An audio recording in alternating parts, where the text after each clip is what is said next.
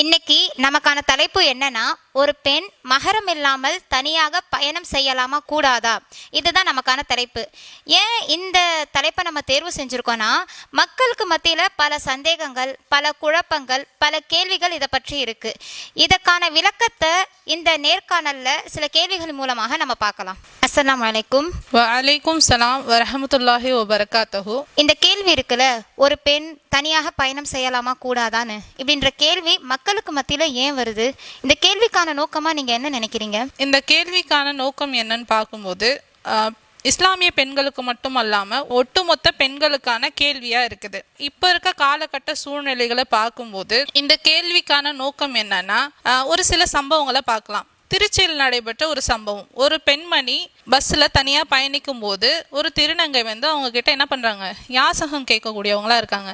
அப்போ அந்த சூழ்நிலையில் அந்த பெண்ணுக்கு கொடுக்க முடியாத சூழ்நிலை ஏற்படும் போது அந்த பெண்ணை அந்த திருநங்கை தாக்க கூடுறாங்க. அப்போ இந்த சூழ்நிலை ஏன் ஏற்படுதுன்னு பார்க்கும்போது, அந்த பெண் மகரம் இல்லாமல் பயணித்த காரணத்தினால்தான் என்னது, அந்த பெண் தாக்க கூடுறாங்க. அப்ப நீங்க கேட்ட கேள்விக்கான நோக்கமே இதுதான். ஒரு பெண் மகரம் இல்லாமல் செல்லும் போது இந்த சூழ்நிலைகள் ஏற்படுதுன்றதை நம்ம புரிஞ்சுக்கலாம். அல்ஹம்துலில்லாஹ், ஒரு முக்கியமான உதாரணத்தை மேற்கோள் காட்டியிருக்கீங்க. அடுத்ததா நமக்கான கேள்வி என்னன்னா, ஒரு பெண் மகரமான ஆண் துணை இல்லாமல் பயணமே செய்யக்கூடாதா? இதை பத்தி இஸ்லாம் என்ன சொல்லுது?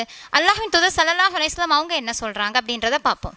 ஒரு பெண் தனியாக பயணம் செய்யலாமா செய்யக்கூடாதா என்பதை பற்றி இஸ்லாம் என்ன சொல்கிறது என்று பார்த்தால், புகாரில் 1988 ஹதீஸில் நபி ஸல்லல்லாஹு அலைஹி வஸல்லம் அவங்க சொல்கிறாங்க, அல்லாஹ்வையும் இறுதி நாளையும் நம்புகின்ற ஒரு பெண் ஒரு இரவு ஒரு பகல் தூரமுடைய பயணத்தை தனியாக செல்லக்கூடாதுன்னு சொல்லியிருக்காங்க. புகாரில் 1995 ஹதீஸில் நபி ஸல்லல்லாஹு அலைஹி வஸல்லம் அவங்க என்ன சொல்லியிருக்காங்கண்டாக்கா, ஒரு பெண் தன் கணவனோ மஹ்ரம் இல்லாத ஆண் துணை இல்லாமலோ 2 நாள் தொலைவுடைய பயணத்தை தனியாக செல்லக்கூடாதுன்னு சொல்லியிருக்காங்க.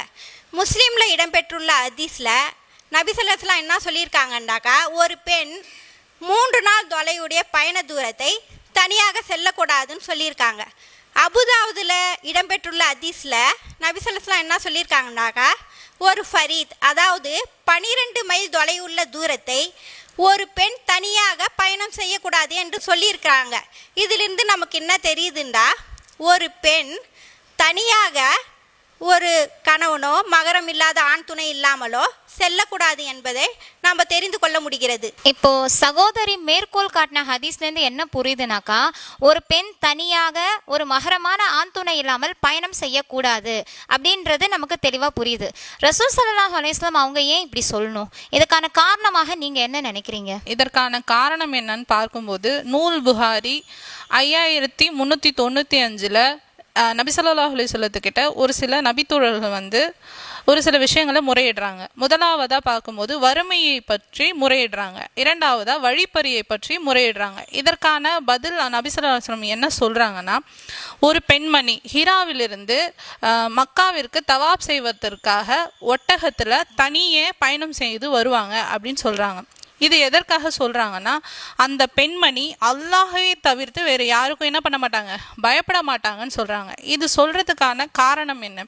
அப்போ அவங்க கேள்விகள் கேட்டாங்கல்ல, வறுமையின் காரணம், அதுக்கப்புறம் வழிப்பறியை பற்றி கேட்டாங்க. அப்போ இந்த மாதிரி சூழல்லாம் இல்லாமல் பாதுகாப்பான சூழலில் என்ன பண்ணுவாங்க, அந்த பெண்மணி பயணித்து வந்து தவாப் செய்து போகக்கூடிய பெண்மணியாக இருப்பாங்கன்றதை விளக்குறாங்க. ஒரு பெண் தவாப் செய்வதற்காக தனியே பாதுகாப்பான சூழலை என்ன பண்ணலாம், பயணித்து வரலாம்ன்றத இதுலேருந்து நம்ம தெரிஞ்சுக்கலாம். சகோதரி, நீங்கள் மேற்கோள் காட்டின ஹதீஸின் படி பார்த்தோன்னாக்கா, ஒரு பெண் ஹஜ்ஜு செய்வதற்காக தவாப் செய்வதற்காக ஹீரான்ற பகுதியிலேருந்து காபத்துல்லா வரைக்கும் போகிறா அப்படின்னீங்க. இந்த ஹதீஸை பார்க்கும்போது காபத்துல்லாவுக்கு மட்டும்தான், ஹஜ்ஜு செய்வதற்கு மட்டும்தான் அனுமதி அப்படின்றது தான் புரிஞ்சுக்க முடியுது. அப்போ அடுத்த கேள்வி என்ன வருதுன்னா, ஒரு பெண் மற்ற எல்லா இடங்களுக்கும் மற்ற பொது இடங்களுக்கும் தனியாக போகலாமா? இப்படின்ற கேள்விக்கான பதில் என்ன?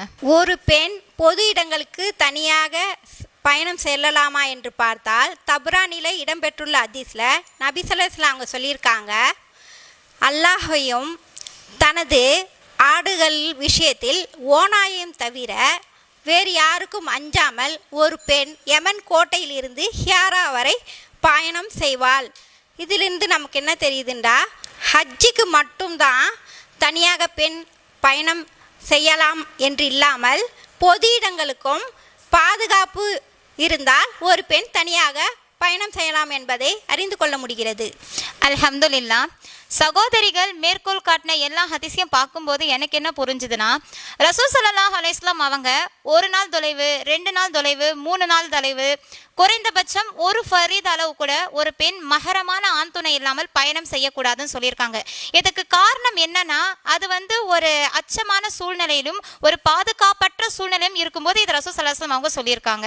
அதே போன்று ரசூல் ஸல்லல்லாஹு அலைஹி வஸல்லம் அவங்க ஒரு பெண் ஹீராவிலிருந்து காபத்துல்லா வரை பயணம் செய்ய தன்னந்தனியாக ஒட்டகச்சிவிகையில் வருவாள்னு சொல்லியிருக்காங்க. இப்போ இந்த ஹதீஸை பார்த்தோம்னாக்கா இது ஒரு பாதுகாப்பான அச்சமற்ற சூழ்நிலையா இருக்கும்போது ரசூல் ஸல்லல்லாஹு அலைஹி வஸல்லம் அவங்க சொன்னாங்கன்றதை நம்மளால புரிஞ்சுக்க முடியுது. அடுத்ததா இதுல என்ன கேள்வி வருதுன்னா, அப்ப ஒரு பெண் ஹஜ்ஜுக்கு மட்டும்தான் தன்னந்தனியாக பயணம் செய்யலாமா அப்படின்ற ஒரு கேள்வி எழுது. இந்த கேள்விக்கான பதிலை பார்த்தோம்னாக்கா தப்ரானில இடம்பெற்றிருக்கக்கூடிய ஹதீஸை நம்ம பார்க்குறோம்.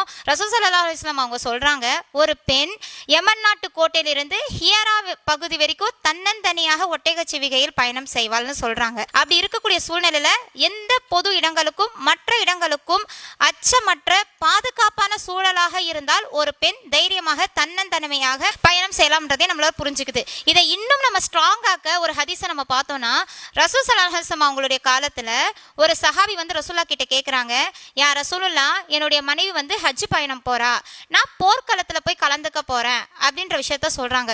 அதுக்கு ரசூல் ஸல்லல்லாஹு அலைஹி வஸல்லம் அவங்க சொல்றாங்க, இல்ல நீ போர்க்களத்துக்கு வர வேணாம், நீ போய் உன்னோட மனைவியோட ஹஜ் பயணத்துக்கு போ அப்படின்னு சொல்லிட்டு ரசூல் ஸல்லல்லாஹு அலைஹி வஸல்லம் அவங்க சொல்றாங்க. அப்ப இதுல என்ன புரியுதுன்னா, அந்த சூழ்நிலை, அந்த கால சூழ்நிலை ஒரு பாதுகாப்பற்ற ஒரு அச்சமான சூழ்நிலை இருந்ததுக்காகத்தான் ரசூல் ஸல்லல்லாஹு அலைஹி வஸல்லம் அதை சொன்னாங்கன்றது இத்தனை பல ஹதீஸ்களையும் நம்ம பார்க்கும்போது இணைச்சு பார்க்கும்போது நமக்கு புரியுது. எனவே ஒரு பெண் பாதுகாப்பான சூழலில் அச்சமற்ற சூழலில் எவ்வளவு தொலைவு வேணாலும் பயணம் செய்யலாம். அதே பெண் ஒரு பாதுகாப்பற்ற ஒரு அச்சமான சூழ்நிலை நம்மளுடைய பக்கத்து தெருவில் இருந்தாலும் சரி, அந்த இடத்துல ஒரு பெண்ணுக்கு அவளோட உயிருக்கோ உடைமைக்கோ கற்புக்கோ ஒரு தீங்கோ ஒரு பிரச்சனையோ ஏற்படுதுன்னா பக்கத்து தெருவு கூட போகக்கூடாது என்ற நிலையை தான் இஸ்லாம் நமக்கு சொல்லுது. இந்த கருத்துக்களை நம்ம இஸ்லாத்திலேருந்து புரிஞ்சுக்கிறோம். இதுவே இஸ்லாத்துடைய கருத்தா இருக்கு என்று கூறி இந்த நேர்காணலை நிறைவு செய்கிறோம். வாஹிர் தவானா அல்ஹம்துலில்லாஹி ரப்பில் ஆலமீன். அஸ்ஸலாமு அலைக்கும் வரஹ்மத்துல்லாஹி வபரகாத்துஹு. அல்லாஹு அக்பர், அல்லாஹு அக்பர்.